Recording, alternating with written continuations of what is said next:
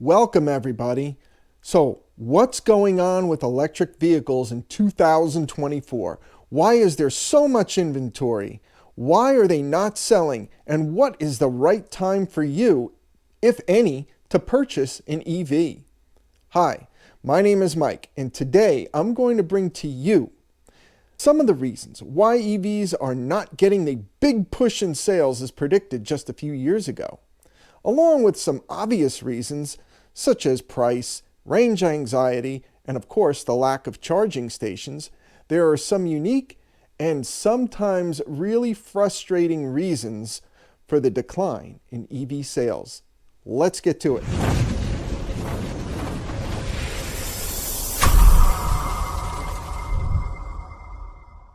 So let's start with a little bit of history.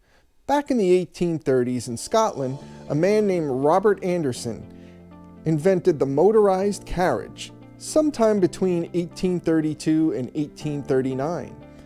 This carriage ran on galvanic cells. It's a type of battery that you couldn't recharge. So this carriage was more of a parlor trick. Hey, look it, this carriage can move and there's no horse moving it. The first viable effort in making an EV for the public was called the Electrobat. And this was in Philadelphia by two people named Pedro Salom and Henry G. Morris. You see, they adapted this technology from battery electric streetcars and boats. They got a patent in 1894. At first, these vehicles were very heavy and slow. They were like a trolley car with steel wheels and 1,600 pounds of batteries. It eventually evolved to have pneumatic tires and lighter materials, so that by 1896, this rear steering carriage used two 1.1 kilowatt motors to move only 25 miles with a top speed of 20 miles an hour. Even though this Electrobat was forward-thinking and well-received, it really wasn't produced in any quantity for the retail market. It turned out to be way too expensive, not powerful, very little range, and much less reliable than the horse-drawn cart at the time. From that point on, with the invention of the internal combustion engine, or we'll call it ICE, petrol, or fuel, became the fuel of the world, much like when AC power was more practical and better suited for our needs than DC power was. Although there were several attempts along the way at creating the perfect electric vehicle, let's fast forward to 2003 when the Tesla company was founded. From 2003 over the next few years, Tesla started the updated EV revolution using lithium-ion batteries to power its new vehicle. Over the next few years, Tesla, along with many other manufacturers, were racing to create their version of the car of the future. It's going to be electric. Companies such as Nissan with the launch of their Leaf and GM with the launch of their Chevy Bolt were some of the first players in the EV game. Soon after, most all other car manufacturers would either retool or build new facilities for EV production. By 2020, most of the auto industry were heavily invested in the future of EV production. This was due in part to Tesla's success, government mandates for reduced emissions, and of course, government incentives to help offset the higher price. The first modern EVs were quite expensive. They were mainly due to the cost of the battery, which at the time was $780 per kilowatt hour. That was in 2013, making the cost of a 60-watt battery alone just over $46,000, which made the first EVs way too expensive, and even with government incentives, put these vehicles out of reach for the average consumer. However, by 2022, the cost of batteries were down to approximately $161 per kilowatt, making the same 60-watt kilowatt battery just under $10,000. This made EVs more affordable to more people. In 2020 to 2022, it looked like EVs were going to be the next big thing. They were going to replace the internal combustion engine. Consumers were buying, they were leasing and waiting for their EVs. There were people willing to pay over market price and waiting up to a year to get their shiny new electric toy. In fact, before 2020, the total EV sales in the United States were less than 1%. In 2020 to 2022-23, EVs were pushing 9% of all auto sales in the United States. That is a massive increase in just a couple of years. So, what happened? Why the sudden drop-off in EV sales? And why are people now turned off by electric vehicles? Well, most people out there turn to the 4 most well-known reasons, and that is quite fair. There are actually the same problems that the very first EVs had. Number 1, the price is just too high. Number 2, range limitations. Number 3, inadequate charging stations. Either there's not enough of them or they simply don't work. And number 4, the fear of replacing that costly battery. Yes, these 4 reasons are some of the reasons why EVs may not be selling. However, it is also because of some of the more practical reasons that I'm hearing about from previous EV owners, and they're quite annoying, but they are practical.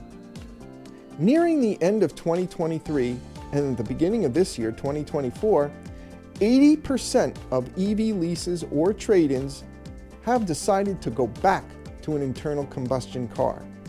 They did not repurchase or release another EV. Some of the biggest complaints they had are, number 1, they did not expect such a massive depreciation. When they turned in their EVs, they were quite shocked at how much they were really worth. You know, it's true. EVs will depreciate quickly. It's more like a computer or a cell phone in that regard. Number 2, the loss of range during very cold weather. Yes, we saw those photographs. We saw the news of, especially out in Chicago, where EVs were piled in the mall and waiting for chargers and couldn't move. Well, you know, some people stated that their car lost over 30% range in the cold weather. And yeah, you know, that's true. However, with today's modern EVs, they do have, most of them anyway, have battery management systems, keeping the battery up at an optimal temperature. But, of course, this is going to use battery power, thus reducing the range. 30% is quite extreme. However, with prolonged cold and extreme weather, it certainly can happen. The fear of being stuck in snow or an ice storm with no heat. Well, we've seen those pictures too, with cars piled on the highway and not going anywhere. And, you know, it's the same thing with gas though. If your car runs out of gas, you have no heat as well. So I would just say be careful and don't get stuck. Number 4, they didn't want a route plan. So people with EVs, you know, many of them thought they can just get in, stop at a charging station, and go on from there. Well, it does take some work when going on a road trip. It's very important to plan your route around charging stations. And before you actually leave for that trip, double check and make sure that those chargers are online. Some of this can be a bit tedious, and it did turn some people off, but it's something you have to do if you're going to purchase an EV. Number 5, they had to wait too long for parts or repair. This should be getting better now, but it's true. Over the past few years, parts have been hard to get, and believe it or not, the number of qualified EV technicians are not like your average mechanic. There may only be 1 or 2 techs in a particular dealership, and if one has off or one is sick and the other one is on vacation, well, you're just going to have to wait. It's not like you can bring it up to your local mechanic and get it fixed. Number 6, I hear this a lot. With fuel prices dropping, it's just as efficient as driving an EV. the ICE vehicle, your internal combustion engine, is pretty much the same. But we can do a simple mathematical, we're going to use math, to test this theory. So first, gas right now, or fuel, as we call it here in the United States, we call it gas, is approximately on average about $3.25 a gallon.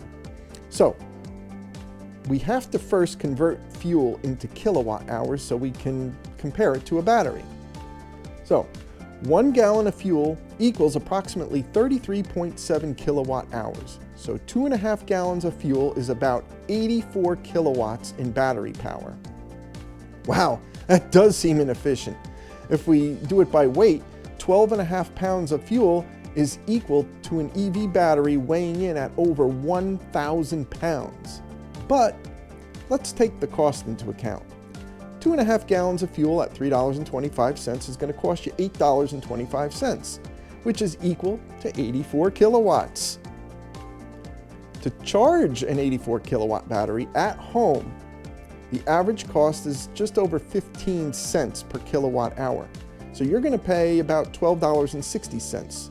So it would seem that gas or fuel is not only more efficient, but is cheaper as well. Everybody's right, right? Well, not so quick. There's definitely something missing. As far as I know, there is no internal combustion vehicle that I know of, anyway, which gets 300 miles on 2.5 gallons of gas. That would be 120 miles per gallon. Well, if my math is correct, and I think it is, what is the discrepancy? Well, only about 20 to 30% of the power that comes from your fuel is used for mechanical energy to make your car move. 70 to 80% of the fuel you put in your car, that energy is lost in the drivetrain, emissions, which is unburned fuel, power to mechanical units such as steering, the alternator, water pump, things like that. But most of the energy produced by fuel is actually lost as heat. In this regards, EVs are a bit more efficient. So now let's compare the real numbers, the real data. Fuel is now equal to about 7.25 kilowatt hours, and that is used to actually move the vehicle. So now we can convert these numbers into gallons. So now you're going to need 11 gallons of fuel to equal 84 kilowatts of battery. At $3.25 a gallon, 11 gallons is going to cost you $35.75 on average. The electric you're going to need to move this vehicle is still $12.60. And even with great gas prices today, that's over a 37% savings. So, is this the beginning of the end for EVs? Are the problems, frustrations, and worries with EVs too much for the average consumer to deal with? Well, the short answer is, I don't think so. That's right, even though EV productions are down and sales are down, manufacturers such as Tesla, Hyundai, Kia, and Toyota are still investing in the future of EVs.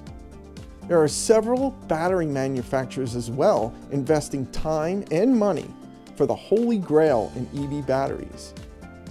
They're moving away from some of the traditional elements used in battery manufacturing, such as nickel, lithium, graphite, and manganese, to less expensive and better materials, such as replacing the cobalt with more nickel and aluminum.